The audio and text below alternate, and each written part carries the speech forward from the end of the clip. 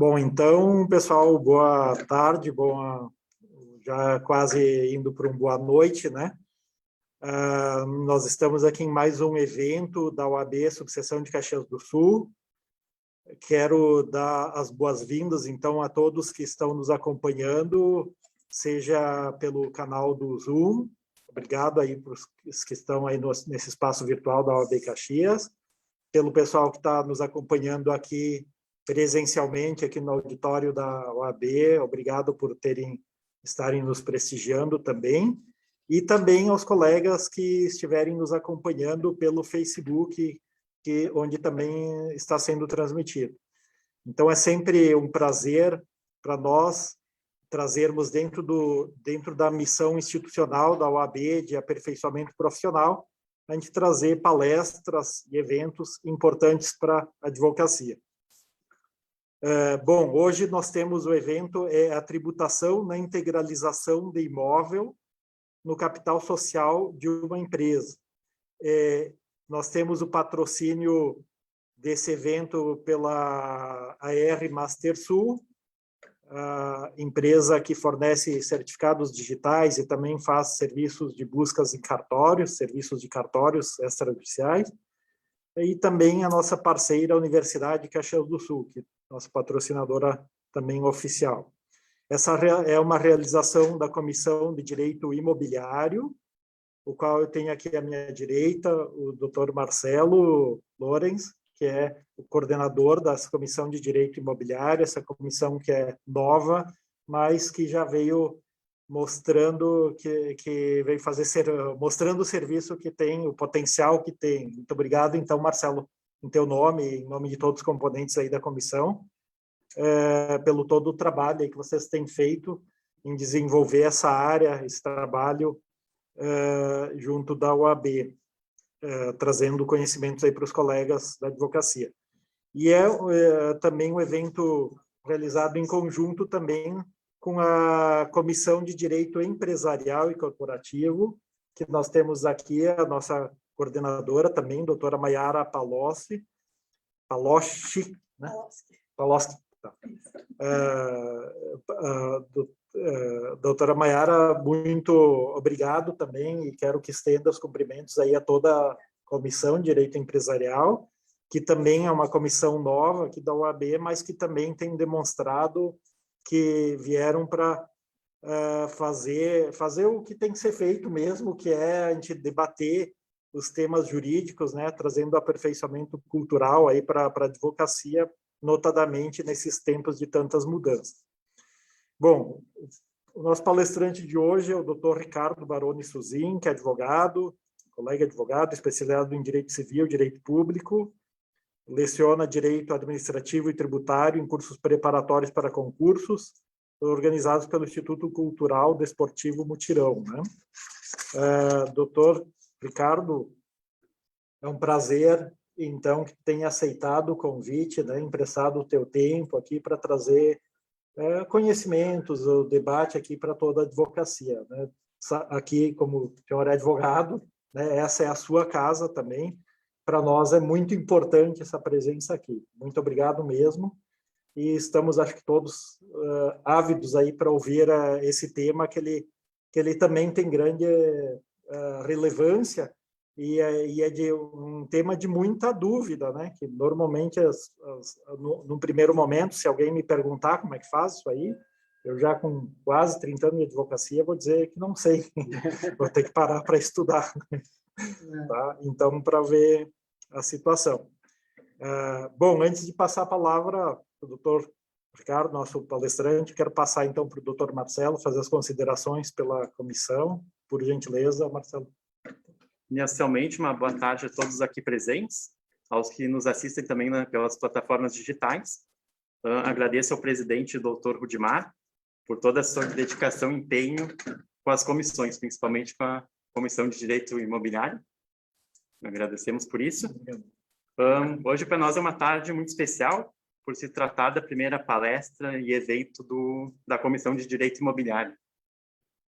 Dessa vez, em parceria com a Comissão de Direito Empresarial, que agradecemos seus integrantes, na pessoa da sua coordenadora, a doutora Maiara. uma saudação especial ao nosso palestrante, Dr. Ricardo, que irá nos agraciar com seus conhecimentos, que tenho certeza que será de grande valia a todos os colegas. Mais uma vez, agradeço por ter aceitado o convite de estar aqui conosco. Obrigado. Obrigado, Marcelo. Então, a doutora Maiara, por gentileza, pela Comissão de Direito Empresarial. Sim, pode ser. Boa tarde a todos. Muito obrigada pelas palavras, doutor Rudimar. Muito obrigada a todos pela presença. Muito obrigada, doutor Ricardo, por ter aceitado o nosso convite. E um especial agradecimento ao doutor Marcelo, que juntamente com a comissão organizou mais esse evento. Como o doutor Rudimar falou, ambas comissões são novas e é muito importante que a gente possa promover cada vez mais eventos enriquecedores como esse. Então, para não me estender, eu agradeço mais uma vez a todos pela presença e acho que passamos a palavra para o doutor... Perfeito, sim. Doutor Ricardo começar a palestra, então.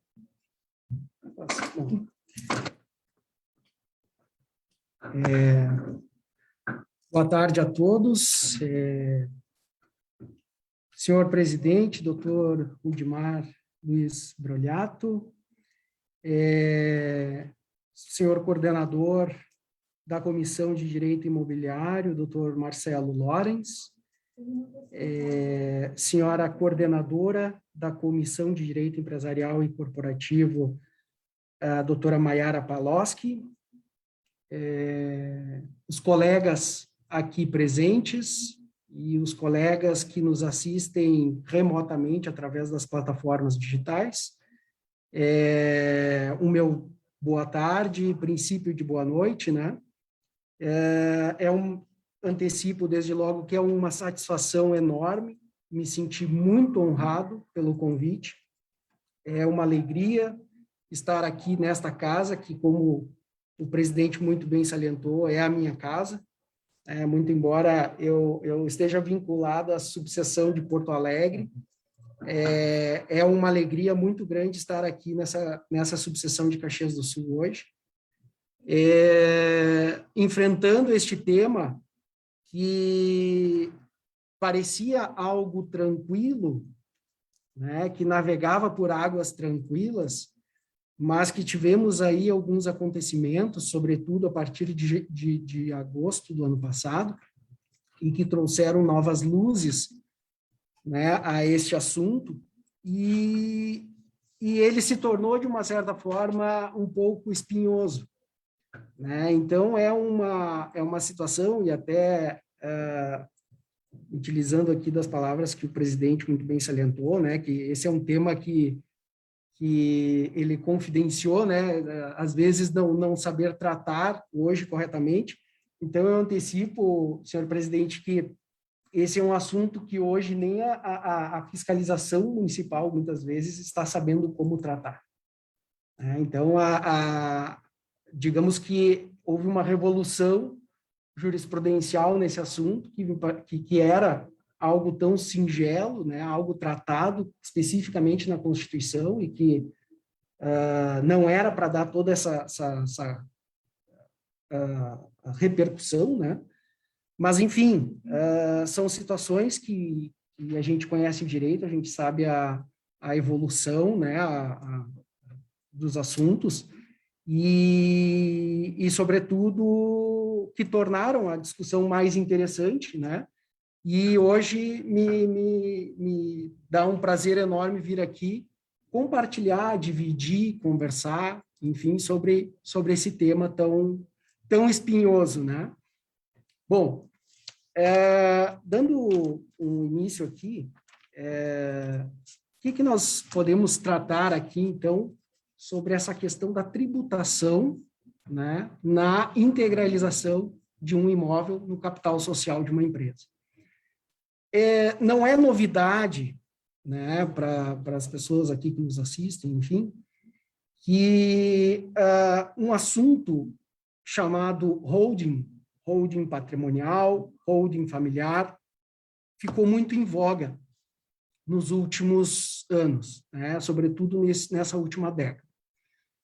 Então, se aventou, se trabalhou muito essa questão da holding familiar, da holding patrimonial, como uma via, uma solução rápida, tanto de inteligência tributária, como de organização de sucessão patrimonial, e até mesmo, em alguns casos, de proteção patrimonial.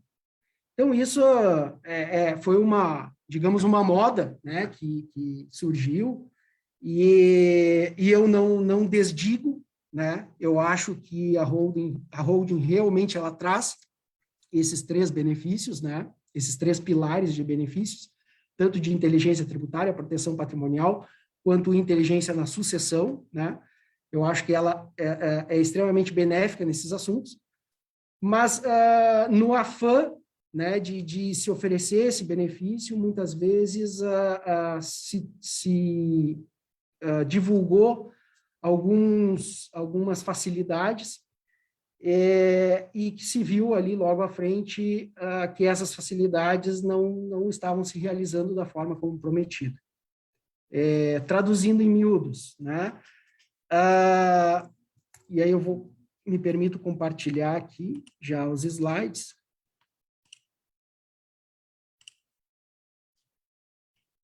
Então, ali nós temos, né, a questão das holdings, né, onde pessoas físicas, né, eu falando de uma holding, por exemplo, uma holding patrimonial, é onde pessoas físicas, então, destinam esses seus patrimônios, né, na sua esfera de pessoa física, né, eles destinam, então, para uma pessoa jurídica, que ela é criada.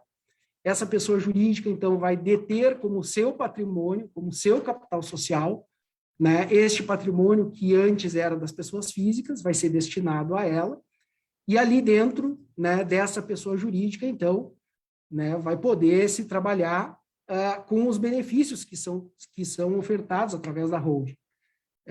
Quais seriam eles? Bom, nós temos aqui a questão da inteligência tributária, né, onde, passando para o próximo. Então, ali nós temos, né, a questão da inteligência tributária, um exemplo, né, quando eu passo esses imóveis, né, para o capital social da empresa, todos nós sabemos que quando a gente faz uma compra e venda, por exemplo, de um imóvel, essa operação de compra e venda, ela é tributada, ela tem um tributo de esfera municipal, né, que é o ITBI. Bom, no caso aqui da integralização, né, do patrimônio no capital social da empresa, o que acontece? Eu tenho uma autorização dentro do regulamento do imposto de renda, e ali na lâmina saiu equivocadamente, agora que eu estou percebendo ali, saiu o artigo 132 do regulamento de 99. Na realidade, esse regulamento ele já foi atualizado, tá? Então, desconsiderem 99, botem ali 2018, tá? E o artigo agora que está sendo tratado é o 142, ele pulou ali para 10 artigos à frente, tá? A redação continua a mesma. Mas, basicamente, o que trata ali? Que as pessoas físicas, então, que destinam esses bens imóveis para integralização de capital social, eles podem fazê-lo através do valor constante da respectiva declaração de bens, né? Ou então, se assim optarem, pelo valor de mercado. Qual é o grande benefício disso? Ora, se eu o fizer através do valor que está na declaração, eu não tenho, como pessoa física, eu não vou ter ganho de capital, né? Então, vamos lá. Aquele bem imóvel está lá na minha declaração como R$100 mil, ao eu integralizá-lo dentro do capital social da empresa por R$100 mil, eu não tenho ganho de capital, né? E eu não vai incidir, então, a alíquota de 15%. Do contrário, se eu tivesse feito a venda desse imóvel, eu faria ele pelo valor de mercado, um imóvel que muitas vezes está declarado com valor defasado, e isso é muito comum, né? Eu teria que o fazer através de um valor de mercado atual, Então, eu poderia trabalhar aí numa questão, num exemplo que nós estávamos citando, o valor que estava antigamente declarado em 100 mil, eu trabalharia em 300, eu teria uma diferença, um ganho de capital de 200 mil, e eu, obviamente, teria que tributar o imposto de renda sobre essa diferença de capital. Bom, então isso é um dos benefícios que eu tenho na holding, né, que eu posso jogar esse patrimônio para dentro do capital social da empresa pelo valor declarado, para que eu não tenha que recolher o imposto de renda. Além disso, existem outros benefícios, e aqui a gente está centrando mais na questão tributária. Por exemplo, se eu tenho uma holding patrimonial, onde eu quero destinar, e é muito comum que as holdings tenham como objeto a questão de administração de imóveis, né? Administração, compra e venda de imóveis, aluguéis de imóveis, toda esta receita que for gerada, se ela é gerada para mim enquanto pessoa física, eu vou cair dentro da tabela progressiva do imposto de renda pessoa física, né? Que nós temos lá na última escala, um percentual lá, uma alíquota de 27,5%. Né? A gente sabe que tabela progressiva nunca chega a 27,5%, né? Ela é uma composição das alíquotas que pode chegar próximo a 27,5%. Mas vejam que é um índice bastante elevado, né? Então, daqui a um pouco, se eu quero pegar todo aquele meu patrimônio e dedicar ele a aluguéis, todos aqueles rendimentos que eu tiver no mês, eu enquanto pessoa física, e eu jogar isso à tributação, eu vou ter um imposto de renda muito elevado, um imposto de renda pessoa física muito elevado para pagar. Do contrário, se eu conseguir trabalhar isso dentro de uma pessoa jurídica, se esse patrimônio estiver afetado ao patrimônio de uma pessoa jurídica, e eu trabalhar com ele, se eu tiver renda através dele, eu vou, obviamente, obedecer às regras de tributação de uma pessoa jurídica, né? Que eu posso escolher, e, claro, observado ali a questão do limite do meu faturamento anual, eu posso escolher ali entre lucro real, lucro presumido, ou até mesmo o Simples Nacional. De toda sorte, todos eles eu vou trabalhar com alíquotas mais convidativas, né? Serão alíquotas minoradas, né? Não vou trabalhar com alíquotas tão elevadas. Então, esses são alguns benefícios que, vejam bem, trouxeram aí um grande atrativo para que as pessoas começassem a adotar essa nova lógica das holdings, né, de constituir empresas e jogar seu patrimônio lá, integralizando o capital social daquela empresa nova que está sendo criada com os bens imóveis que possuía. Ainda, né, e aí o próximo benefício que existe, tá, seria a questão da imunidade do ITBI. Tá? E este assunto, ele é tratado especificamente, né, e expressamente no artigo 156, inciso 2 da Constituição.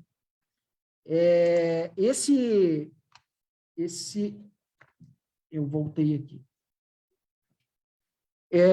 Esse artigo da Constituição, então, o que ele diz? Que ao fazer essa transferência, né, do patrimônio para integralizar o capital social de uma empresa, esta operação, quis o legislador constituinte que ela estivesse imune, ou seja, que não tivesse a incidência do imposto municipal. Tá, fica ali. Tá, isso. Obrigado.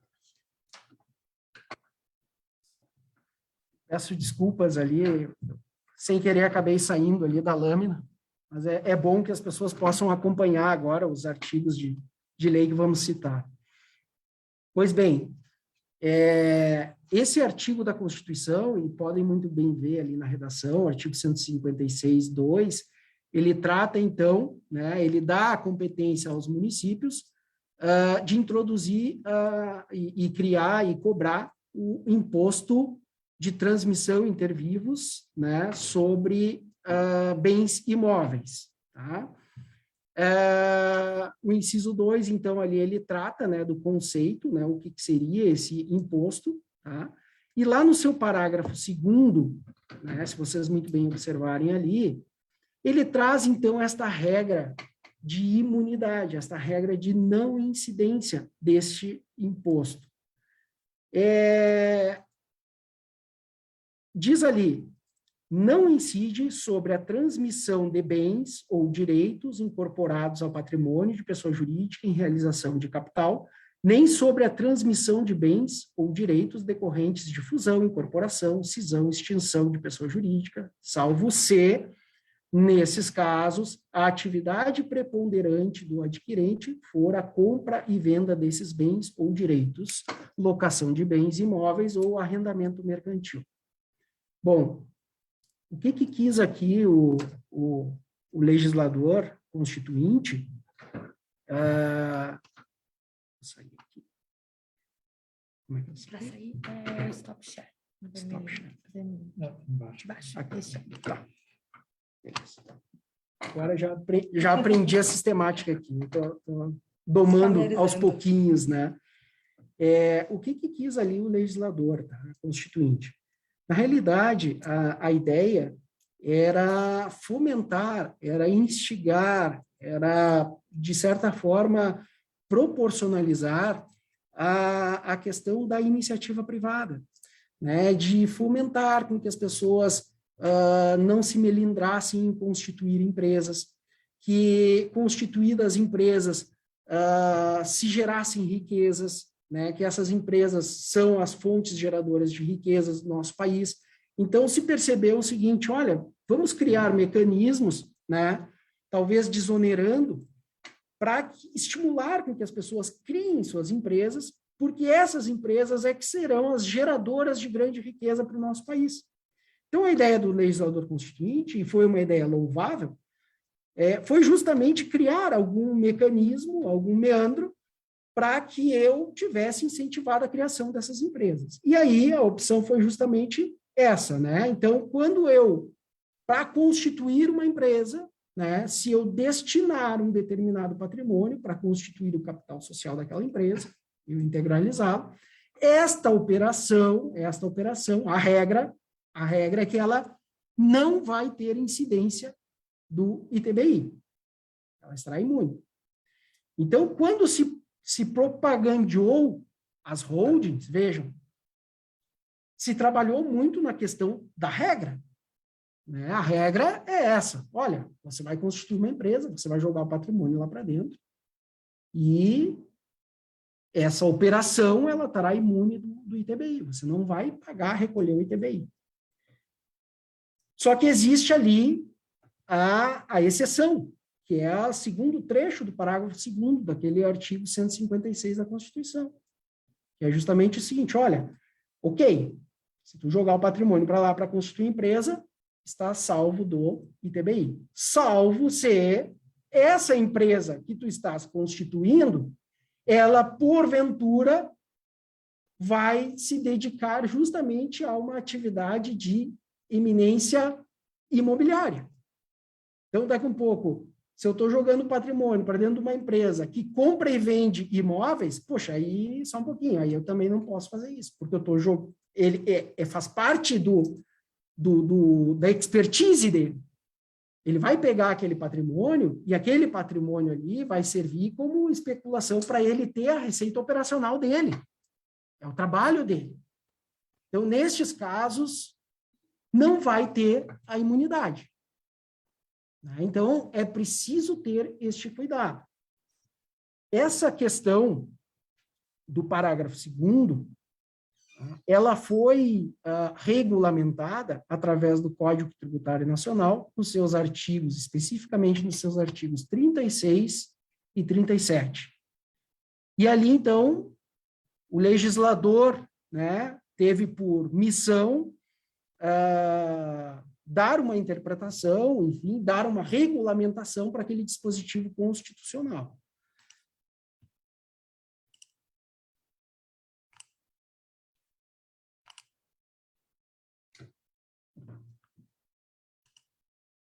E aí, ali, né, vocês podem ver que as redações elas não divergem muito daquilo que consta lá na Constituição. Artigo 36, então, ele diz ali que o imposto não incide sobre a transmissão dos bens ou direitos referidos no artigo anterior, quando efetuada para sua incorporação ao patrimônio da pessoa jurídica em pagamento de capital nela subscrito. Ok, isso é o objetivo primordial do nosso legislador constituinte. E aí veio a exceção. A exceção, então, ela é tratada ali no artigo 37, que diz que a regra, né, que é estipulada ali no artigo 36, ela não se aplica, ou seja, vai incidir o ITBI, quando a pessoa jurídica adquirente tenha como atividade preponderante a venda ou locação de propriedade imobiliária ou a cessão de direitos relativos à sua aquisição. Então, vejam, ali tratou muito bem como vinha tratando na Constituição. No parágrafo 1º, ele passa a explicar, então, o que seria essa atividade preponderante. Como é que eu entendo como atividade preponderante? Porque nós bem sabemos que hoje as empresas são criadas com diversos objetos sociais, os mais variados possíveis. Doutora Maiara, que é a coordenadora aqui da comissão, né, de direito empresarial, muito bem sabe, né, não me desmente que a coisa é fértil, né? O pessoal aqui bota objeto social assim mais diversificado, né? Vai da participação em outra empresa, a compra e venda de imóveis, a elaboração de produtos, né? Então, varia bastante.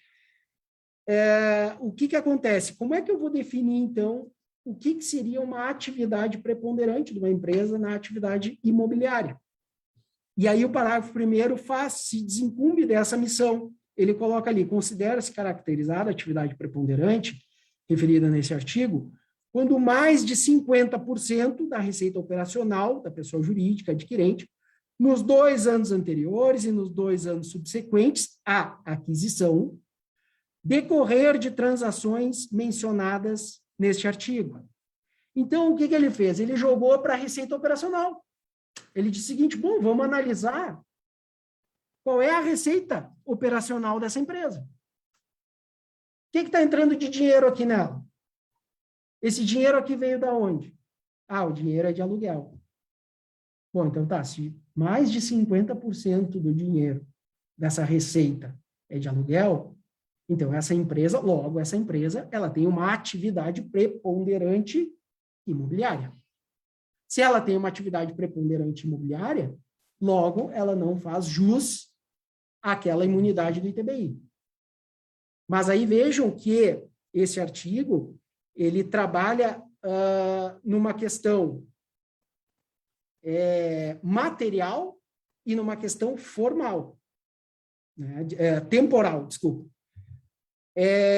Ele trabalha ali na questão material, que ele diz, ele informa o que é, como é que eu defino a preponderância da atividade imobiliária, e, por outro lado, ele diz o seguinte, tá, mas eu tenho que ter um tempo para aferir isso. Porque, vejam bem,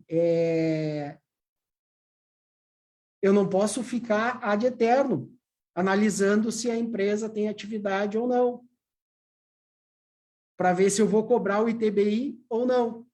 Eu tenho que ter um limite temporal. E aí o limite temporal ele é tratado tanto no parágrafo 1º quanto no parágrafo 2º.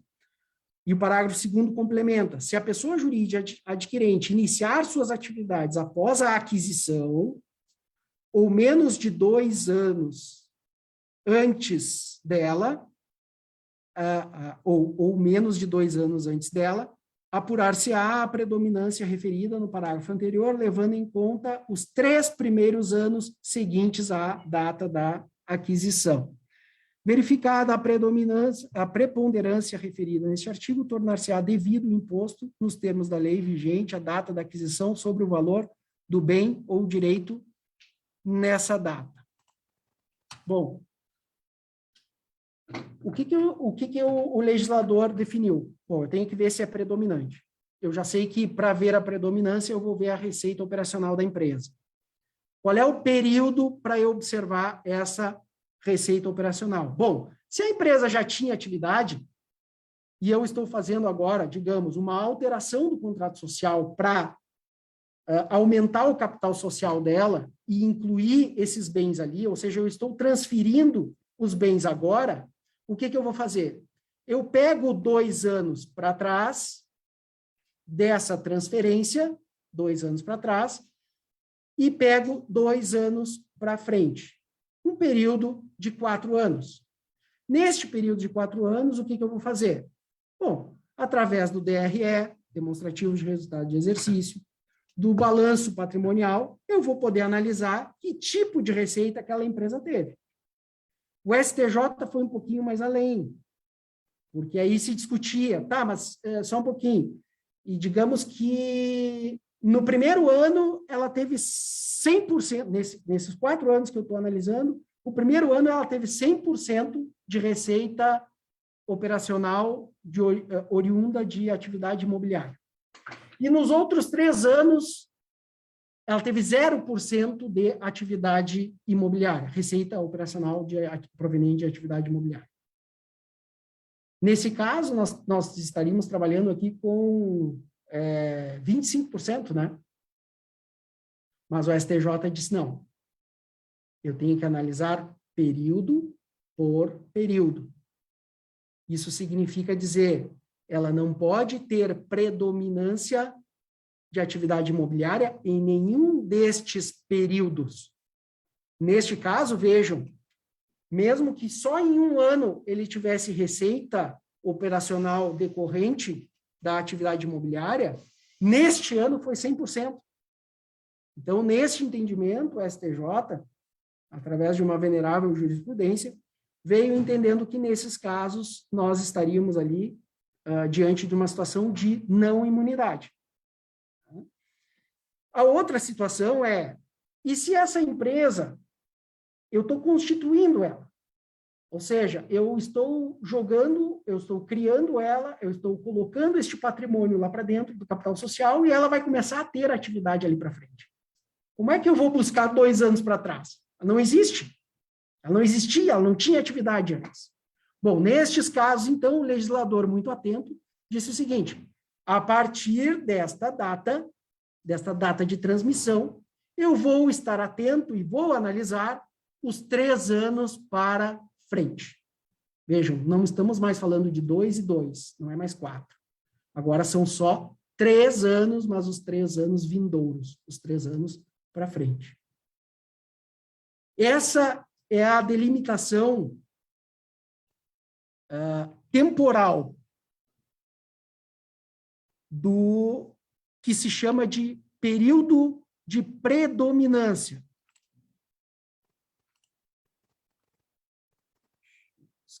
Aqui, né? Aos pouquinhos eu tô domado. Então, aqui, ó, mais ou menos, tá sintetizado ali o que a gente falou, tá, nessa lâmina, que eu tenho, então, o critério material, né, que é aquele que fala, então, da preponderância, né, dos 50% da receita operacional, e tenho o critério temporal, tá? E o critério temporal, então, nessas 2 situações que nós trabalhamos agora. Pois bem, até aqui estava tudo ótimo, tudo muito tranquilo, tá? Mas, como vocês muito bem sabem, a advocacia ela é muito ávida, né? Nós estamos sempre dentro desse campo, né, dessa seara do direito tributário, nós estamos sempre buscando algumas medidas de elisão fiscal, tá? Que não se confunde, né, com evasão fiscal, né? São situações diferentes. Então, a gente busca, através de meandros legais, tá, alguma forma de diminuir o impacto tributário do contribuinte. Pois bem, o que aconteceu?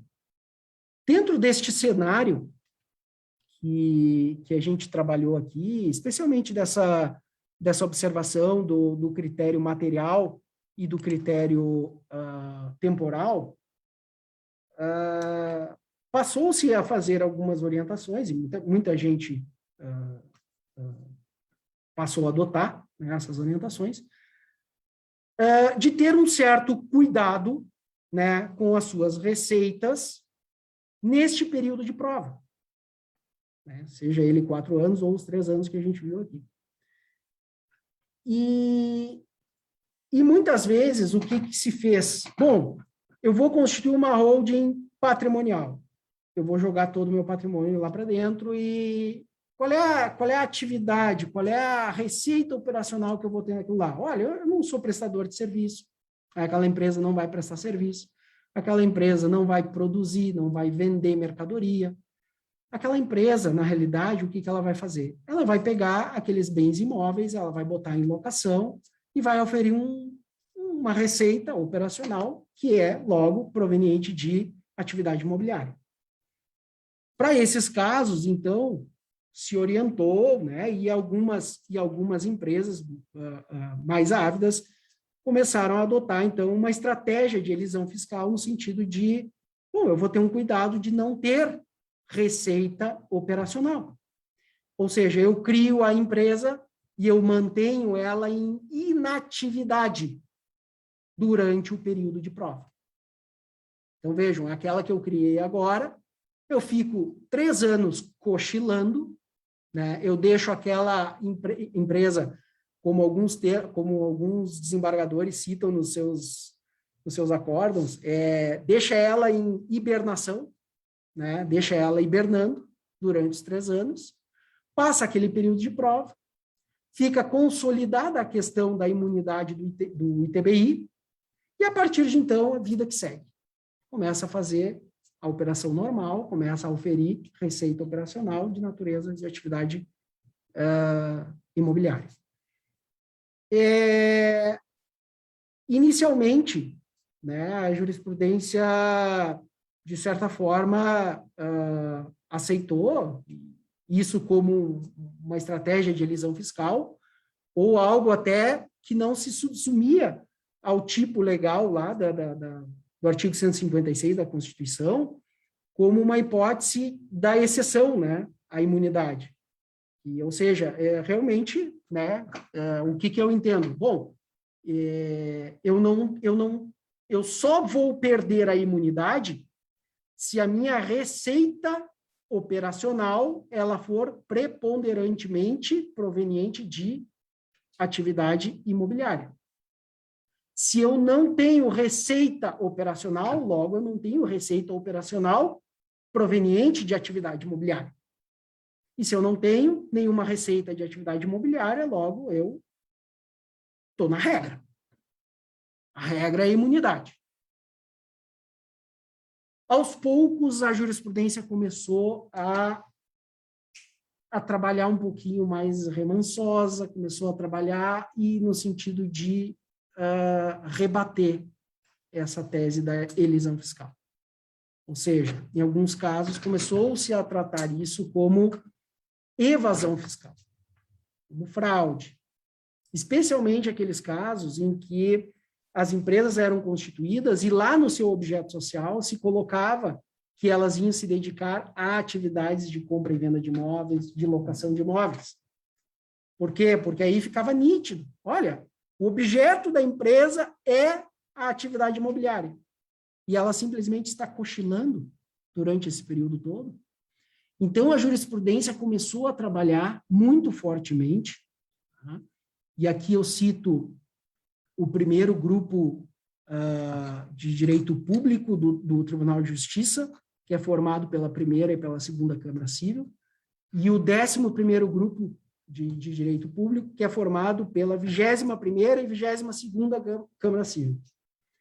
Todas essas 4 câmaras civis aqui do Tribunal de Justiça do Rio Grande do Sul começaram de forma enfática a tratar isso como uma hipótese de incidência do ITBI.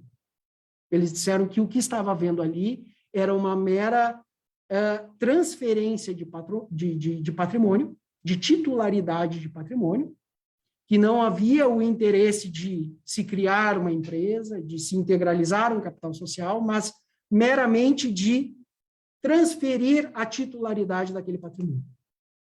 E assim, de uma forma quase que uníssona, o Tribunal de Justiça, através desses dois grupos de direito público, começaram a lançar, emitir decisões nesse sentido de dizer que essas operações, onde havia inatividade da empresa, elas não estavam a salvo desse tributo. Elas não estavam abrigadas pela imunidade. Ou seja, elas teriam sim que recolher o ITBI. Eu vou compartilhar aqui. Então, aqui, eu peço licença e porque eu gosto muito de trazer a questão jurisprudencial, né? O que os tribunais estão entendendo. E aqui eu trouxe um trecho do voto proferido pelo desembargador Marco Aurélio Reins, da 21ª Câmara Civil. Essa apelação, ela foi julgada agora, dia 11 de agosto, né, mês passado. Ela trata de uma questão que ocorreu lá no município de Rio Grande, né, e que se trabalhava essa questão da empresa que é formada e que ela hiberna, né? Então, vejam ali o que o desembargador Marco Aurélio colocou. Na dicção do artigo 156, parágrafo 2º, inciso 1, da Carta da República, para o gozo da imunidade é indispensável que a empresa, cujo patrimônio houve a incorporação de bens imóveis, apresente atividade, ou seja, receita operacional, que não seja oriunda da compra e venda, locação ou arrendamento desses bens imóveis incorporados.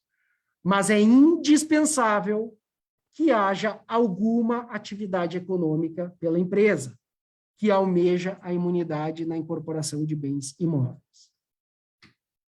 Bom, essa orientação, ela, e eu digo aqui com muita tranquilidade, que ela ressoou nos seus pares dentro do Tribunal de Justiça, e ela teve uma ampla repercussão, enfim, e é hoje o posicionamento majoritário dentro do Tribunal de Justiça.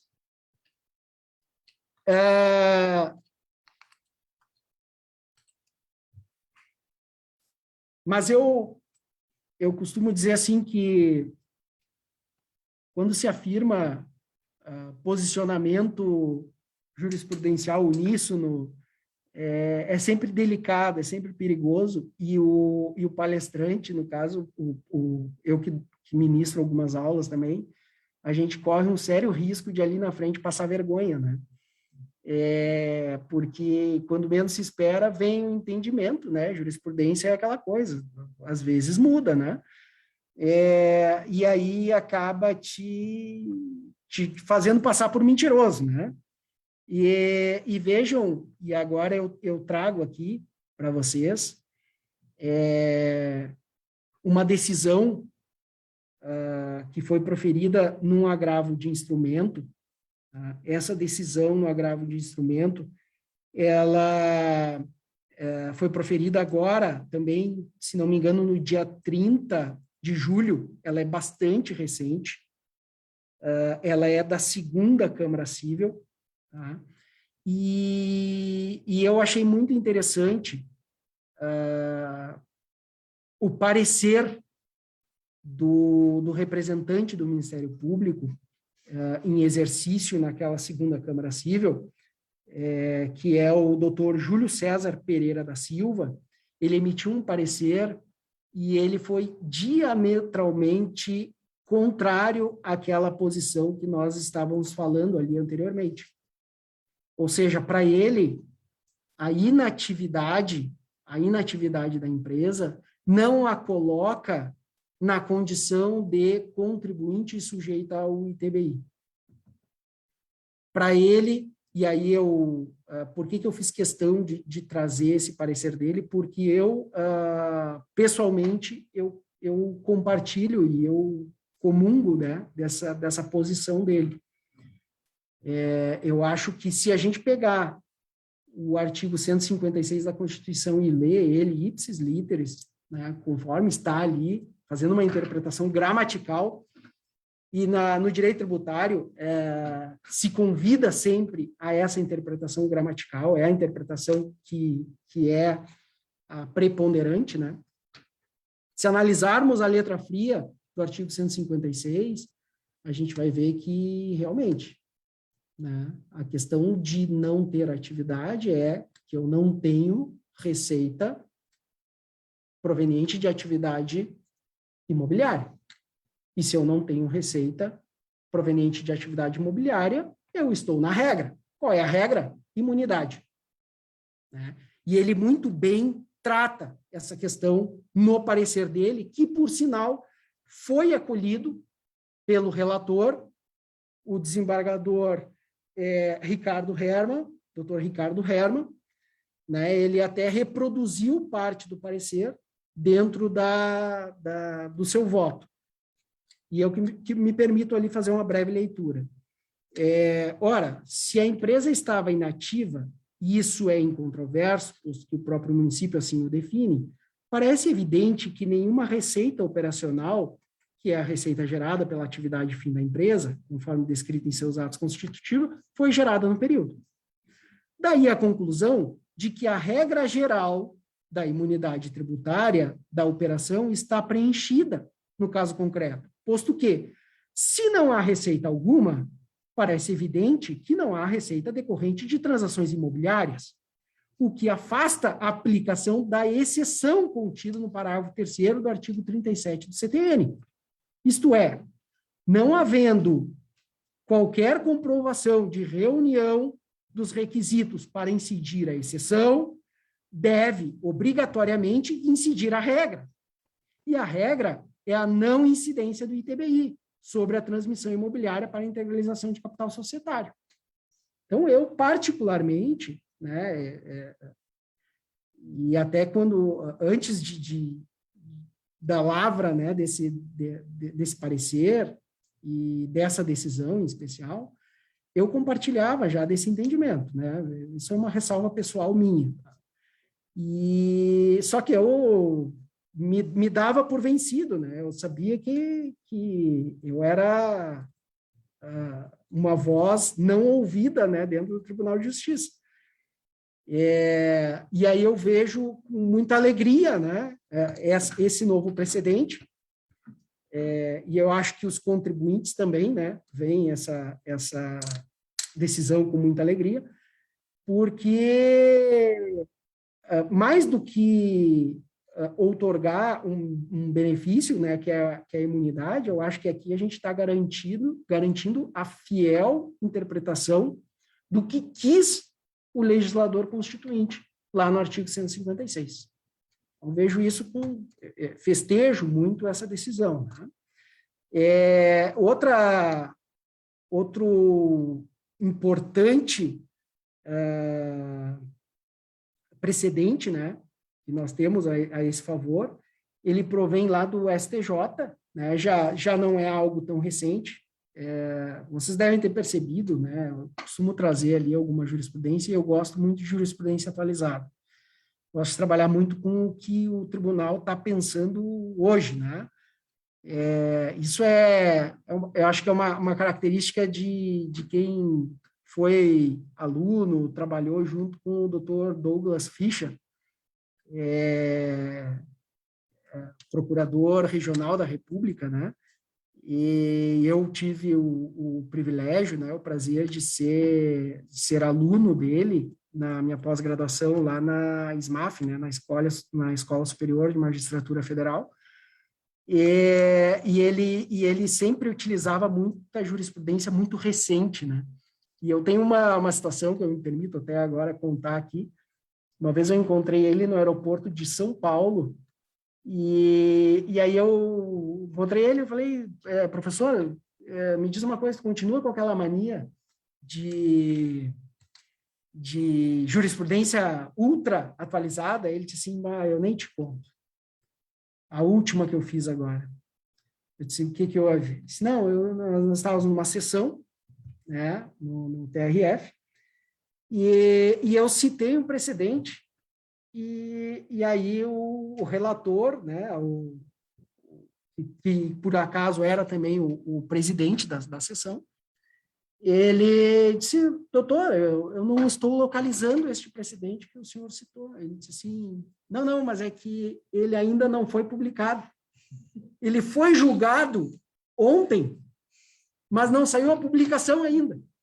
Né? Então, ele já estava citando jurisprudência que sequer tinha sido publicada, estava na fila, né? Ia ser publicado. Mas aí, vejam que isso é citar jurisprudência atualizada, né? Ultra atualizada. Mas vejam bem, aqui eu me permito utilizar uma jurisprudência não tão atualizada, né? Mas vindo de quem vem, né? Ela foi numa decisão proferida lá no STJ, pelo saudoso professor Humberto Gomes de Barros, né? Saudoso, porém sempre festejado, né? E nessa decisão aqui, em especial, ele diz, como se percebe, a incidência do tributo depende de uma circunstância positiva. A realização de negócios imobiliários em valor superior à metade da renda operacional. Isso significa, para dizer que o tributo incide, o fisco deve provar que a circunstância geratriz da obrigação tributária realmente aconteceu. Então, aqui, fazendo homenagens, né, ao professor Humberto Gomes de Barros, ele também enaltece essa questão, né, que a inatividade, ela remete necessariamente à regra, ou seja, ela simplesmente me exclui da exceção. A exceção é a tributação, a regra é a imunidade. Né? Então, aqui ele fortalece este argumento. Bom, aqui a gente trabalhou rapidamente, tá? Algumas nuances, algumas discussões que se travaram dentro daquele critério material, né? Mas essa discussão do critério material, ela não se esgota unicamente nessa questão da atividade ou inatividade. A gente tem outras tantas aqui que são discutidas, e que se a gente fosse levar aqui, a gente ia entrar noite adentro, né? Acho que não é esse o interesse. Então, sendo mais objetivo, outra situação que se travou agora e que é importante mencionar, foi no ano passado, tá? Nós tivemos, no dia 4 de agosto do ano passado, se não me engano, tivemos um julgamento, então, pelo STF, do tema 796. E no julgamento desse tema 796, qual é a tese que ficou assentada ali?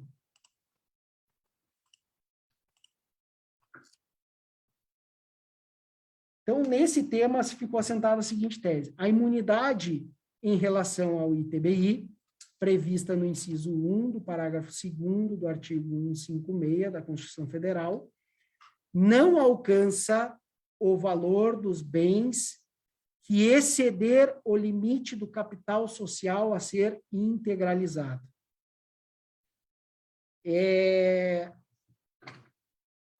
A situação aqui, ela, digamos assim, ela bagunçou um pouco, tá? O que nós tínhamos aí como algo muito tranquilo,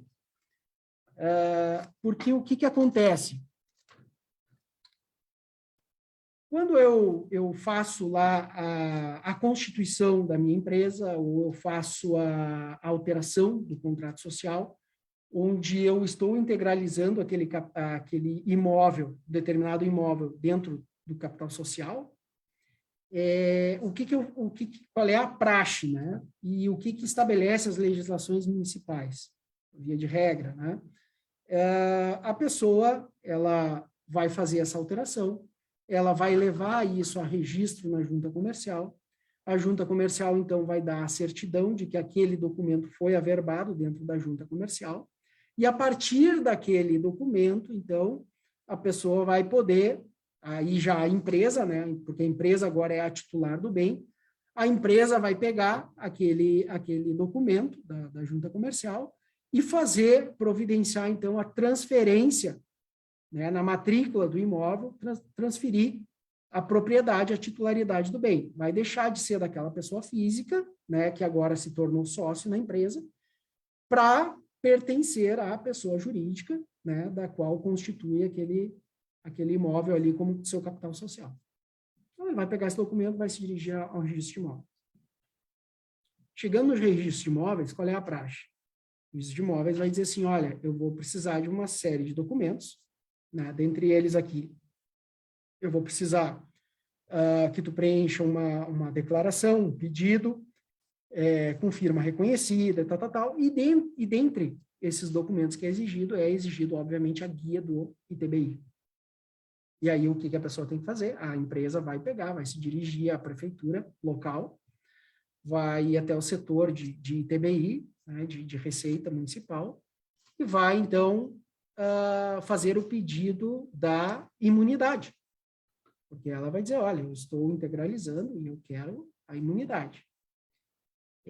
Nesse momento, tá, o que acontece? A prefeitura, via de regra, ela gerava uma guia zerada, né, que se chama. Essa guia zerada, ela na realidade, a concessão da imunidade sob condição resolutiva. Ou seja, ela te concede aquele zerado, né, olha, tu não vai pagar agora, mas eu vou ficar de olho em ti nesses 3 anos, que é o período de análise da preponderância. Então, nesses 3 anos eu vou analisar. Depois dos 3 anos, o que vai acontecer? Tu virás aqui e me trarás todos os teus DRS, os teus balanços patrimoniais, e eu vou analisar que tipo de receita tu tiveste nesses 3 anos. E aí vamos ver se eu vou confirmar a imunidade lá na frente ou não, ou se eu vou te cobrar aquele ITBI. Detalhe, se ele cobrar o ITBI, as regras do ITBI valem na data da transferência, da transmissão. Então, se nesse meio tempo, por exemplo, subiu a alíquota de 2% para 3%, não, vai ser cobrado os 2%, porque é do momento da transferência. O que começou a acontecer? Bom, qual é a base de cálculo do ITBI? Nós pegarmos aqui a Lei Complementar 12, número 12 de 94, que é o Código Tributário Municipal de Caxias do Sul, nós vamos ver lá que a base de cálculo do ITBI, ele é o valor venal do imóvel na avaliação individualizada. Então, aí já começa o que seria esse valor venal, o que se entende por valor venal. Valor venal é o valor de venda, é o valor de mercado. Se travou e se trava ainda uma discussão se eu poderia, por exemplo, né, se seria o correto utilizar o valor venal que é utilizado para fins de base de cálculo do IPTU, onde o que acontece? Eles utilizam, via de regra, uma planta genérica. Por quê? Porque todo ano eu tenho que dizer qual é o valor venal de todos os imóveis da cidade. Então, o que eles fazem? Eles fazem uma planta genérica e dizem, olha, aqui na região, padrão construtivo tal, valor do metro quadrado é tal, né? Então, é mais ou menos o valor, né? E aí, em cima desse valor, né, muitas vezes não condiz com o valor da operação. E aí, então, se travou essa questão, tá, mas ok, essa operação aqui, ela é imune, tá? mas ela é imune até o limite do valor que é integralizado no capital social. E lembrem que a gente falou aqui no início que um dos benefícios de se fazer essa integralização é o quê? Eu posso fazer ela pelo meu valor de declaração, que está lá na minha declaração do imposto de renda, ou seja, um valor defasado. Então, veja, um imóvel hoje que às vezes vale R$1 milhão, eu vou lá e ofereço ele como integralização do capital social ao preço que está lá na minha declaração do imposto de renda, que é o quê? 100 mil. E aí, o que o fisco costuma dizer? Não, mas para aí, a minha base de cálculo é o valor venal. Para mim, o valor venal aqui, o valor desse imóvel hoje atualizado é de R$1 milhão. Tu está pegando um imóvel de R$1 milhão, jogando para dentro de uma empresa, integralizando o capital social dela, só que o capital social dela é de 100 mil. Porque é o valor declarado. Aí o que o fisco faz? Ele diz assim, ok, eu, para mim, considero aqui a base de cálculo 1 milhão. Sobre os 100 mil, que é o que tu está integralizando o capital social, ok, eu vou te dar a guia zerada que tu quer. Eu vou te dar a imunidade com condição resolutiva. A gente vai analisar nos 3 anos. Agora, esses 900 mil que lhe sobeja, esses eu vou te cobrar o ITBI. Esse julgamento, essa tese do tema 796, a meu ver, tá, também faço ressalva de uma posição pessoal minha, ela vem hoje sendo aplicada de uma forma assodada, sem o devido cuidado. Veja, é recente, coisa do ano passado, agosto do ano passado. Por quê? Porque nessa decisão que nós tivemos lá em agosto do ano passado, o julgamento pelo plenário, ele se deu por maioria, tá? Porque alguns ministros achavam que não tinha que fazer essa operação. A imunidade é sobre o bem, não é sobre o valor do bem que foi integralizado. A imunidade é sobre o bem. Se o bem vale 1 milhão, se o bem vale 100, não interessa. O bem está integralizando o capital social? Bom, então, aquela operação toda é imune. Nesse julgamento, o ministro Marco Aurélio, que era o relator, julgou a favor do contribuinte, ou seja, que não havia essa possibilidade do município cobrar o ITBI sobre esse valor a mais. Ministro Marco Aurélio, ministro Ricardo Lewandowski, ministra Carmen Lúcia e, se não me engano, o ministro Edson Fachin. 4 ministros, então, julgaram a favor do contribuinte. Quem abriu divergência aqui foi o ministro Alexandre de Moraes. O ministro Alexandre de Moraes, então, ele abriu divergência e os demais membros acabaram acompanhando a sua divergência. Mas, se vocês forem analisar com atenção o voto proferido pelo ministro Alexandre de Moraes, ele foi muito claro em dizer o seguinte, que não seria justo que uma empresa, e utilizando este mesmo exemplo que eu estou utilizando aqui, do 1 milhão e 100 mil,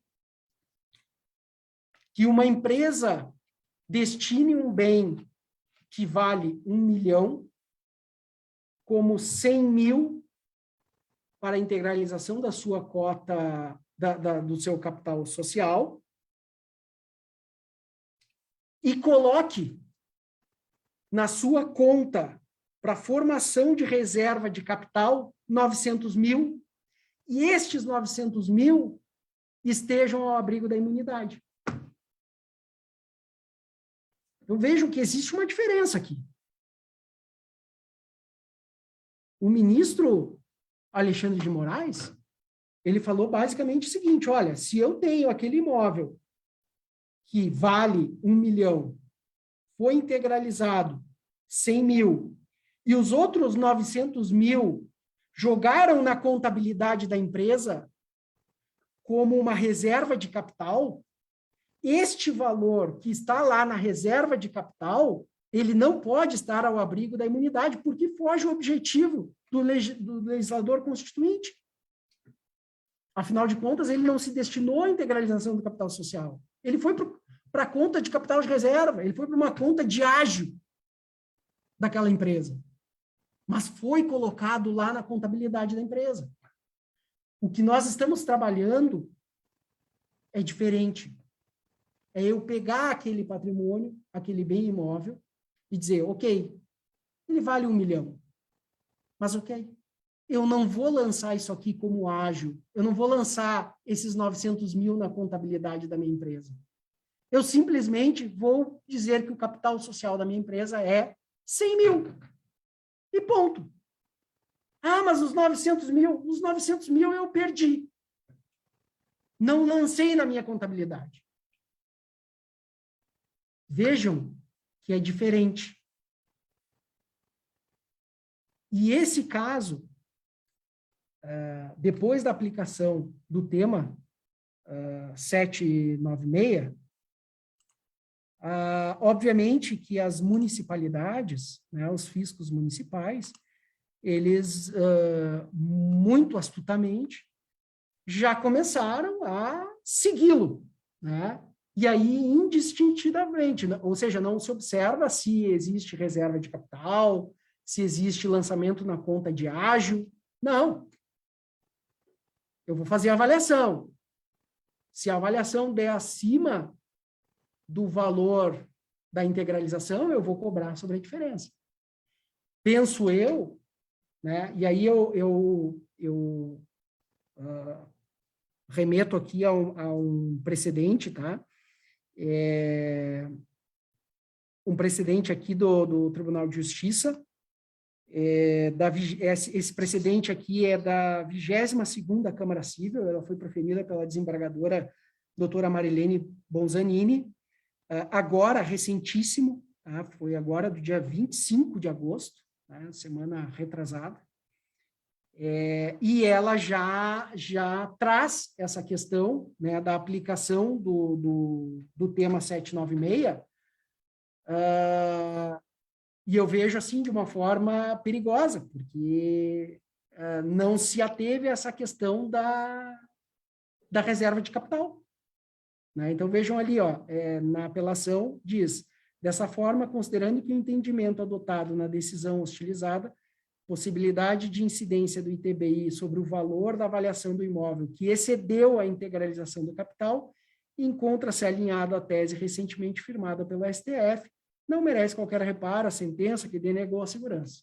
Ou seja, ela simplesmente, né, aplicou lá a tese 796 sem ter esse cuidado de analisar. E nesse caso aqui, eu cito essa decisão que eu estou citando aqui, ela se deu num embargos de declaração, porque aí o contribuinte justamente provoca essa discussão, né, com a doutora Marilene, dizendo, tá, mas no meu caso aqui, houve lançamento na contabilidade da empresa desse valor a maior? Ou seja, ele está provocando aqui um distinguish, né? Porque aqui é um caso evidente de que vai ter que ser trabalhado o distinguish. O distinguish é exatamente um mecanismo que nós temos de tentar dizer, né, para o tribunal, olha, eu sei que existe uma tese, eu sei que existe uma decisão vinculante, mas o meu caso não se amolda àquele julgamento paradigma. Então, aqui já começou a se trabalhar uma questão do distinguish. Não querendo demorar muito, eu passo também já imediatamente para um segundo tema que foi bastante inovador nessa questão aqui, que fala sobretudo da tributação, né, na integralização capital social com imóveis, que foi agora, recentemente, esse ano, em fevereiro, dia 12 de fevereiro de 2021. Então, se julgou o tema 1124 no STF. Isso aqui era um recurso que provinha lá do estado de São Paulo. Na realidade, era um recurso do município de São Paulo. E ele chegou de uma forma um pouco despretensiosa, sobretudo para o assunto que nós estamos trabalhando aqui, porque ele discutia a questão do momento do fato gerador. E vejam o quanto isso é importante. Porque nós vimos, ele vai dizer, olha, o fato gerador é, então, a transferência, né, do bem imóvel, segundo a lei civil. Ou seja, ele remete para uma legislação complementar. O que diz a lei civil? Ora, se nós pegarmos o Código Civil, né, lá no artigo, se não me engano, 1245, ele vai falar que a transferência do bem imóvel, ele se dá no momento da averbação no registro de imóveis. Então, vejam o perigo que começou a causar aqui. Então, a própria legislação hoje municipal aqui de Caxias do Sul, no artigo 28, ao definir o fato gerador do ITBI, ela remete a uma legislação civil, né, para o Código Civil, e o Código Civil esclarece que o momento da transferência, a transferência de um bem imóvel, ela se dá com a averbação, né, com o registro no registro de imóveis. Mas o artigo 29 da Lei Complementar Municipal, ela vai um pouquinho além. No artigo 28, ela define o que é o fato gerador do ITBI. No artigo 29, ela diz quando que acontece o fato gerador. E aí é que eu vejo a grande encrenca que nós temos na mão. Porque esse artigo 29, se nós analisarmos lá no inciso 7, ele fala que o momento do fato gerador é na data da formalização do ato ou negócio jurídico. Então, vejam, nós estamos no seguinte impasse. O município, ele sempre considerou o fato gerador quando eu fazia o quê? Quando eu fazia a alteração do contrato social. Ou quando eu fazia a constituição do contrato social. Vou constituir a empresa e vou botar bem lá dentro. Ok, constituí a empresa, fiz o ato constitutivo da empresa, estou dizendo que estou integralizando o bem imóvel. Ora, ali é a formalização do ato ou do negócio jurídico. Então, para o município, ali é o momento do fato gerador. E para o município, o que acontece? A partir dali, já está criada a obrigação tributária. Tanto é que a legislação do município, se nós pegarmos ali os artigos que depois são posteriores ao artigo 29, ele vai tratar a questão do prazo de pagamento, né? Então, o que acontece? Tu vai depositar lá o teu contrato social lá na junta comercial. Pois bem, tu vai ter um prazo de 15 dias, então, para ir lá e pedir a guia. Depois de gerada a guia, tu tem um prazo para pagar a guia. Se tu não pagar a guia, inclusive, tu vai ser sujeito a multa.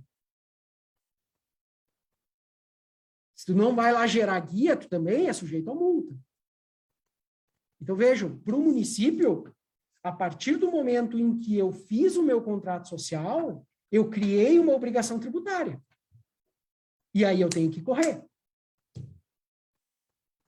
E o que é pior, para o município, a partir daquela data, o que ele vai fazer? A partir daquela data, ele vai ficar de olho na minha receita operacional. E aí vem o STF, numa decisão, que era um julgamento sobre contratos de cessão na cessão de contratos de promessa de compra e venda de bem imóvel.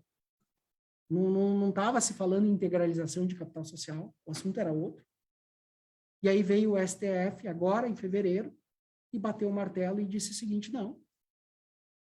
Na realidade, eles consolidaram já muitas decisões do STF nesse sentido. Veio, bateu o martelo e disse assim, não. Fato gerador do ITBI é no registro que é feito lá no álbum imobiliário, no registro de imóveis. A partir dali, nasce a obrigação tributária. Antes disso, eu não tenho nem obrigação tributária. E aí, meus amigos, eu digo para vocês que o volume de ações que já estão ingressando para anular autos de lançamento de ITBI, porque este período de observação ele partiu de um momento equivocado. Imagine a situação. Eu fiz a alteração do contrato social, onde eu integralizei um bem imóvel, mas eu não fiz ainda, já passaram 3 anos, 4 anos, e eu não fiz o registro, lá no registro de imóveis, dessa alteração de titularidade na matrícula do imóvel. Já se passaram 4 anos. Para o município, o que acontece? Ele já observou esses 3 anos. Se eventualmente eu tive alguma receita preponderante imobiliária, ele já fez incidir a cláusula resolutiva e já disse, não, tu não faz jus à imunidade, eu vou te lançar aqui o teu ITBI. Só que eu nem fato gerador eu tive ainda do ITBI. Então, começou agora um certo movimento forte dentro da jurisprudência, no sentido de anular esses autos de lançamento. Eu tenho aqui, eu vou compartilhar com vocês, um agravo de instrumento, um agravo interno em apelação, aqui do Tribunal de Justiça, que foi proferido pela primeira Câmara Cível, a desembargadora Maria Isabel de Azevedo Souza. É um julgamento recente também, agora do dia 4 de agosto, tá?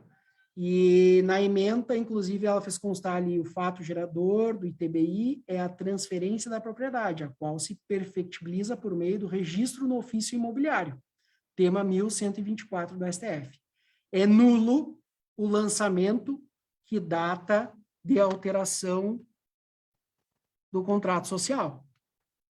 E aí, eu vou para o caso, eu volto, na realidade, para o caso, e eu citei essa decisão, se vocês bem lembram, eu citei, na realidade, o parecer do representante do Ministério Público, que foi acatado pelo desembargador Ricardo Hermann, mas este agravo aqui, é o mesmo agravo, tá?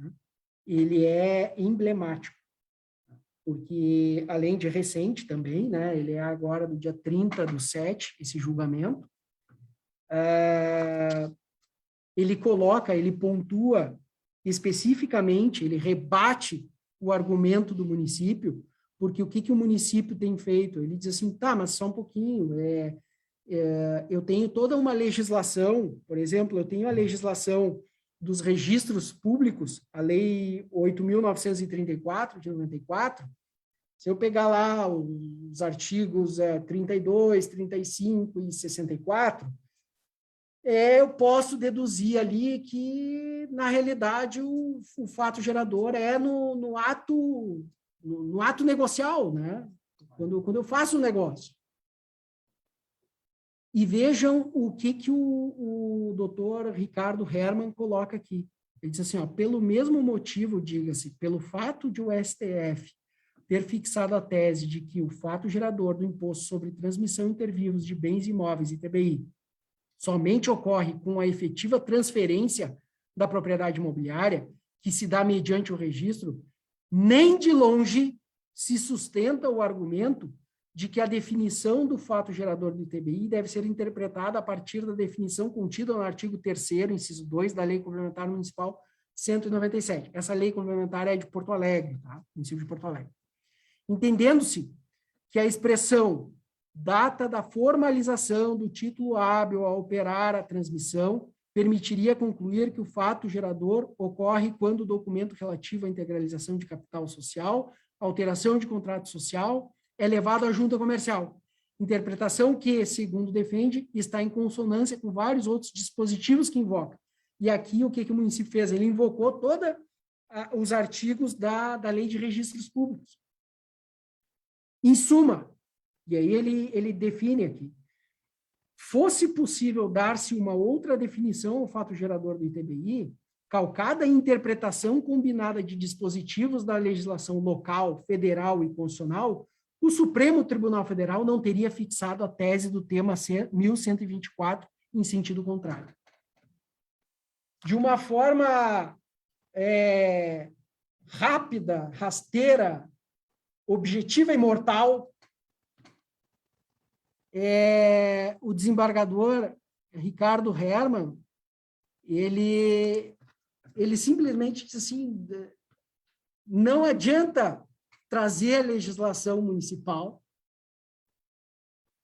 né, coisa que poderíamos muito bem, aqui a municipalidade de Caxias do Sul poderia fazer, poderia pegar lá o artigo 29 e dizer, não, peraí, não me venha com legislação municipal, não me venha com a lei dos registros públicos, porque tudo isso já foi sopesado, já foi analisado quando do julgamento do tema 1124.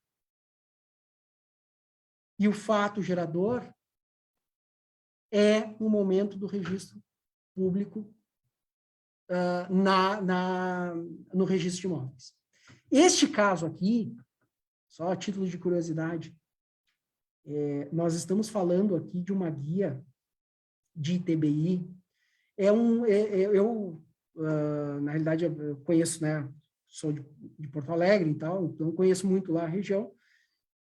Casualmente, eu conheço ali onde é o local. E é de um imóvel bastante grande ali na Avenida Cristiano Fischer, próximo da PUC, lá em Porto Alegre. E envolvia uma autuação, um auto de lançamento de ITBI de 2 milhões, que ultrapassava a soma de 2,5 milhões. E aí o que acontece? Entraram com uma ação pedindo, é bom registrar, isso aqui é um julgamento do agravo de instrumento, pedindo então liminar sem garantia. Eles não fizeram garantia, mas eles pediram liminar justamente pela questão da fumaça de bom direito, né? Alegando isso, dizendo, olha, foi constituído, foi feito um auto de lançamento, em que foi analisado um período, sendo que, nesse período, sequer fato gerador tinha. Lançaram um ITBI, sendo que nem obrigação tributária tinha. No direito tributário é assim, né? Acontece a hipótese de incidência, o fato gerador, iniciou a obrigação tributária. Na obrigação tributária, o município, enfim, a fiscalização, vai lançar aquele tributo. Lançado o tributo, eu tenho o crédito tributário. Vejam que aqui o lançamento se deu quando sequer obrigação tributária tinha. Foi antes. E o desembargador Ricardo Hermann acolheu a tese, deferiu a liminar. Se o rumo trilhar conforme o julgamento do agravo de instrumento, esse auto de lançamento ele vai ser anulado. Um auto de lançamento que hoje já está beirando tranquilamente aí a casa dos 3 milhões de reais. E as ações, nesse sentido, a tendência é se avolumar. Como é que o fisco municipal está trabalhando com isso? Ontem, casualmente, eu tive uma conversa muito afável com o pessoal aqui da Prefeitura de Caxias do Sul, a fiscal aqui de Caxias do Sul, a auditora fiscal, a doutora Rosa Borges, que me atendeu muito gentilmente, e tivemos uma conversa muito afável, muito prazerosa, né, e proveitosa, e ela disse, olha, o município de Caxias do Sul, ele tem uma postura bastante conservadora, ele primeiro estuda os movimentos da jurisprudência para depois, né, se posicionar referente a isso. E ela até falou da questão lá da súmula da tese 796, ela disse, olha, tu vê, o julgamento se deu em agosto do ano passado, nós esperamos uma resolução, a resolução que saiu, a resolução número 6 de 2020, que saiu no dia 30 de dezembro, agora de 2020, onde definiu como é que nós trataríamos aquela questão, lembra de cobrar o valor a mais? Então, a gente esperou com muita cautela e tal para definir isso. A questão do tema 1124 é uma questão espinhosa, né, e que a gente vai ter que trabalhar agora e ver como é que vai fazer. Porque se o fisco for seguir a lei complementar, e a tendência é que assim o faça, ele vai estar indo contra o tema 1124. O contribuinte vai entrar com uma ação anulatória e vai ganhar, e vai derrubar. Então, senhores, eu peço desculpas pelo adiantado da hora aqui, eu tenho essa tendência sempre a me empolgar e estender demais, né, a explanação. Peço desculpas se o discurso se tornou um pouco cansativo, mas realmente o tema, sobretudo com essas nuances que o STF jogaram, né, quando se imaginava que estávamos navegando por águas tranquilas, não imaginávamos que viriam esses pequenos tsunamis aí, né, para a gente poder trabalhar com isso. Então, desde já, eu agradeço, né, a paciência, né, de todos aqui presentes e do pessoal que está nos assistindo aqui pelas plataformas digitais.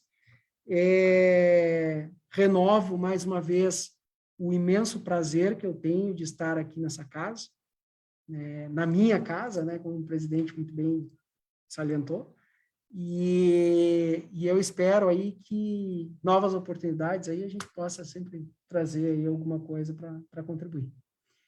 Obrigado a todos. Devolvo a palavra agora ao presidente. Então.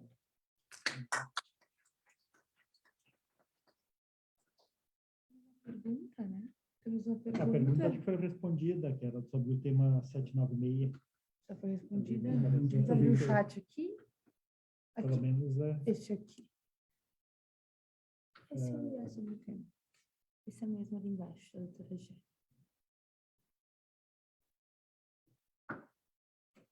né? Foi respondida, né? Pelo menos pelo que eu entendi, sim. Bom, tem mais alguma pergunta? O pessoal está aqui também presencial.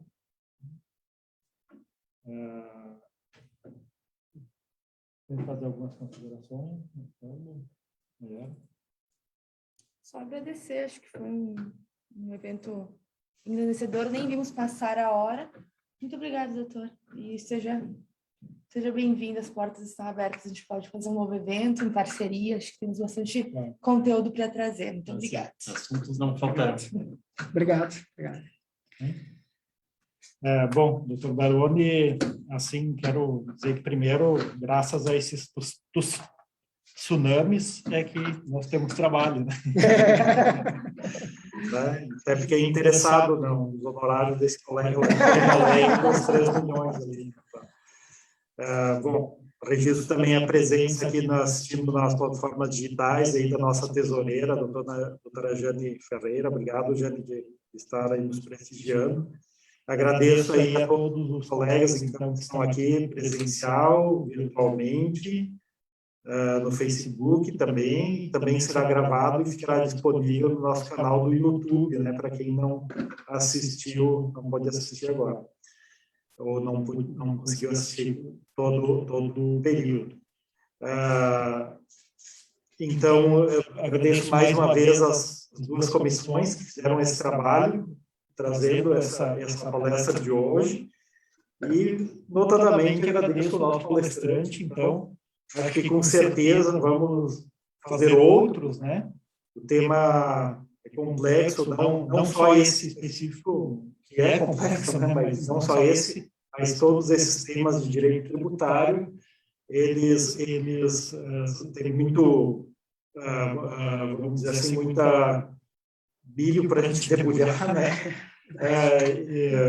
E isso, e a gente até faz um meia-culpa, assim, que na verdade, durante a gestão nossa aqui, a gente acabou fazendo poucos eventos de tributário, né? Foi uma deficiência que a gente acabou deixando, tal, fez teve alguns, né, tal. Talvez, depois, inclusive, daí com a Comissão de Direito Empresarial, se tocou um pouquinho mais nesses temas, mas fica até a dica para as próximas, não só essas comissões, mas as outras também, né, porque tem muitos aspectos da vida civil, não só os empresariais mesmo, que são afeitos ali a questões tributárias. Então, com certeza, já fica o convite até, esse é o convite à convocação para nós tratarmos disso em outros eventos. Aceito com todo prazer. Que bom. Tá bom? Então, pessoal, uma boa noite a todos e a todas, e mais uma vez, obrigado pelo prestígio aí de sempre. Certo? Obrigado. Boa noite. Boa noite.